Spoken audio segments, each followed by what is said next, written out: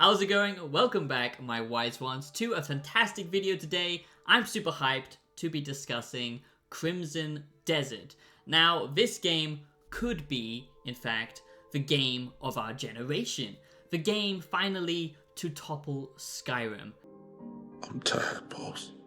All over the internet, hype for this game has been off the charts. The only way that this game could get any more hype is if they paid off Timothée Chalamet to just drum up extensive marketing for this game and shove it down our throats. That's the spirit of Marty Supreme, Christmas Day, Marty Supreme, Dream Big, Marty Supreme, Christmas Day. But the funny thing about all of this is this game isn't hyping itself. It's actually the people in the comments, the gamers out there, the you and me, okay? The people, the men have spoken, okay? But let's be honest, because as you can clearly see, maybe all of this hype is slightly making us all ridiculous. Now, what is ridiculous, you might ask? This is a new word I've invented, okay? And it's basically a mixture between acting ridiculous and acting retarded, okay? And yes, it does sound like some kind of crazy wizard spell. I'm not here to say that Crimson Desert is going to be a terrible game and that you shouldn't get your hopes up, that you shouldn't be excited for this experience, because I understand, I truly understand the desire, the lust and the hope that this is finally, that Skyrim killer or that next Kingdom Come Deliverance, but more so in a fantasy setting, so that's why I'm comparing it to something like The Witcher or Skyrim, because those games now are old to a point, they're 10 years old, some of them, like Skyrim. Yes, vintage. I love it. I'm addicted to it. I don't know anything else. It's clear that the industry is finally starting to listen, because the developers behind this are basically known for their MMO Black Desert, okay? And I played a lot of that back in the day when I was a teenager, and yeah, I enjoyed my time with it.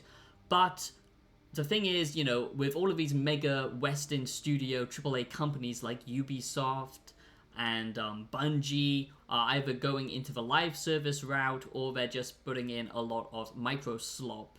And gamers are finally sick of it. They're seeing that they're not getting results anymore. So finally we are starting to get AAA big budget, single player experiences again. And this is the only one that has ever come close to that fantasy experience similar to the previous games I just mentioned. So today I'm going to be talking about the Crimson Desert reviews. There has already been Crimson Desert reviews out, spotted wildly out in the open. Sorry, I'm a little bit retarded today. But yes, they have actually been published reviews and now they've been, redacted, retarded. But people have already talked a lot about this game, and luckily they aren't being too cagey with press. Actually, I got to play this myself at Tokyo Game Show. They had a giant booth, and even for press, this is the press days, okay? The line was so massive because everyone wanted to play this game. But I could actually play a lot of it, so I can give you my real opinions. That's why I'm going to drop my early review very shortly of Crimson Desert and give you a full Crimson Desert review based on the early access stuff. But today I'm just going to be discussing the wider industry, the actual truth about Crimson Desert, set actual expectations, because honestly I am worried about Crimson Desert. This has had so much hype around it, and it's not just, because gamers are hankering for old experiences, like I said, like Skyrim, like The Witcher, but it's also with how this game has been marketed. It's kind of displaying itself almost as this game that can do everything, a game that ends all other games, the video game of the game, because it's got so many different mechanics in it, and a lot of people think maybe it's trying to be too much and do too many things, and honestly I do think that is a problem, and I'm going to talk about that a little bit today and discuss what the actual, predictions of the Crimson Desert reviews are going to be, the final score on Metacritic and Steam and all that good stuff. So let's dive into this together. Subscribe if you're new, give the video a like. I do appreciate it a lot. Become a wise one today if you love analyzing video games, philosophical videos, and original music that I create. Go check it out on Spotify. The new album is dropping at the end of this month. I appreciate the heck out of you. Let's get into this. This is where the fun begins. So welcome back, my wise ones. It's great to have you here with me today as we take a look at Crimson Desert and discuss the Crimson Desert reviews. And like I said, please do subscribe if you're new here, because I will be dropping my Crimson Desert review either tomorrow or the next day, very shortly anyway, as I'm just rounding up my thoughts. I've done all of my positives and negatives, and I will discuss some things today, but just to set expectations, because that's what I want to do with this video.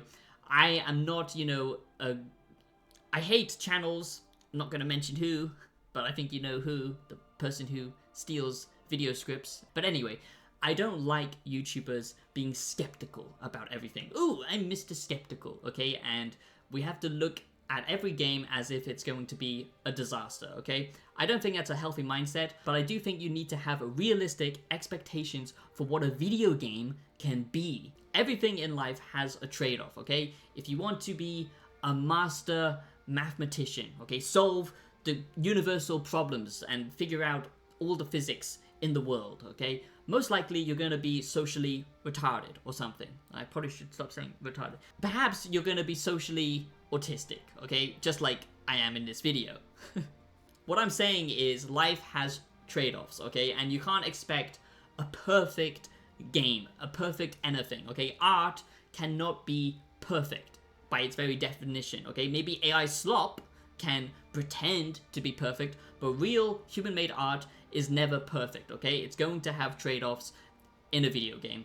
And to me, what the biggest trade-offs that I've seen so far that Crimson Desert is displaying for most people who are actually paying attention is the world, okay? The thing that makes these games so special, the thing that makes you want to spend hundreds and hundreds and hundreds of hours in a video game. Now, for example, I have been playing so much Skyrim recently. I've been obsessed with it because I'm modding the shit out of it. I've gone absolutely insane. Someone help me, okay? I've gone insane. But I've been modding that game so much now, it doesn't even look like Skyrim. Son, you know, once you start, there's no going back.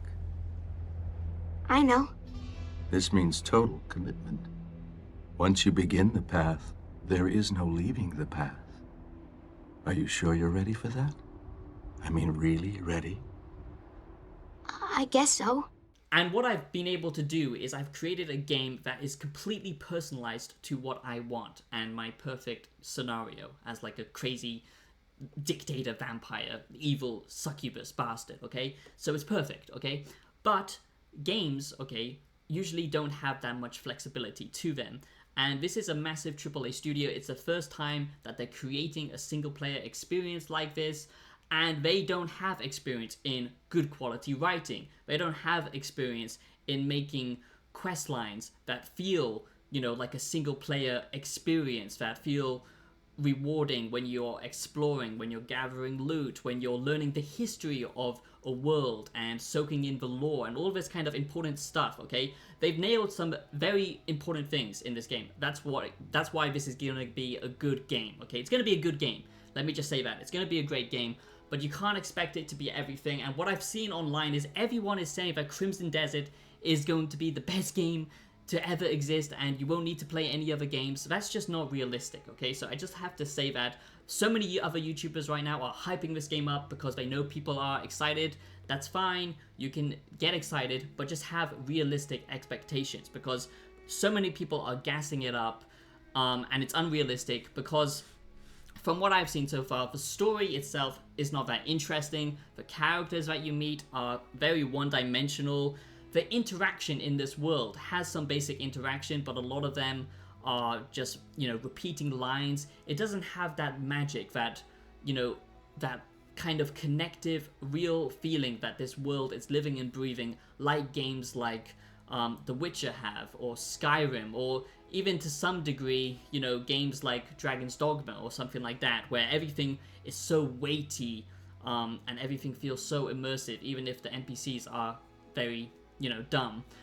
This game has some of those elements, but it's not, you know, like a Red Dead Redemption 2, okay, or anything like that. When it comes to the writing and the story, there are moments where it gets to be, you know, like good quality level storytelling, good cinematic, stuff like that, but I'm just setting that expectation because, first of all, this is not an RPG. People are expecting this to be an RPG. It's not, okay? This is an action-adventure game where you get to play different characters, but you are mostly playing this one singular character. You have your spirit abilities, your artifacts, all of this kind of stuff, and you have your health and stamina, learning different movesets, and you can go deeper into different movesets and unlock cool, different, unique moves for different weapon types, or even just grappling if you want to be, you know, someone getting their hands dirty. So many cool things, lots of traversal, you know, it's taking so many inspirations, this game, but it does feel like a game that is mixing ideas from so many other video games, and it looks good as, you know, marketing material. That's the thing. This game is perfect for that type of snippet, you know, wow, this looks incredible. But don't you remember, our game is so easy to forget, Starfield, you know, when Todd presented that game, it looked like, you know, incredible, but what was actually there was very empty, very hollow. Now, I'm not saying this is that. I actually think that this is going to be a good game, but it's a very particular type of game that isn't necessarily everything. So I just had to say that off the bat because it's very important to understand as we discuss the reviews going forward. Now, it's clear to me that Crimson Desert is taking inspiration from games like The Witcher, Skyrim, and especially, actually, Zelda, okay? That's something that I've noticed a lot with its climbing mechanics, its puzzle design, all of this kind of stuff. That is very much Zelda-inspired when it comes to do with solving puzzles, using different tools that you have, like manipulating physics.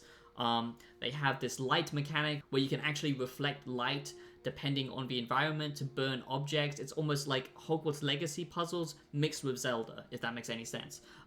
So it's got cool mechanics, it's got real world physics. Not as good, I'll be honest, as Dragon's Dogma 2. It feels much more arcadey, less realistic, slow, immersive, which I like much more. That's why I love Dragon's Dogma 2 so much, even if it does fail in other regards. This is much more flamboyant combat. But the combat is a lot of fun, and you can pull off so many different builds in this. That's what is exciting about this game. It's an action-focused game where you can have so many different variations in builds and, you know, just messing around with the combat. But it's trying to be everything, okay? That is something that I am concerned about. It is trying to be, you know, a base building simulator where you build up your camp, you know, similar to that kind of feature in Red Dead Redemption 2 that was kind of underbaked in my opinion.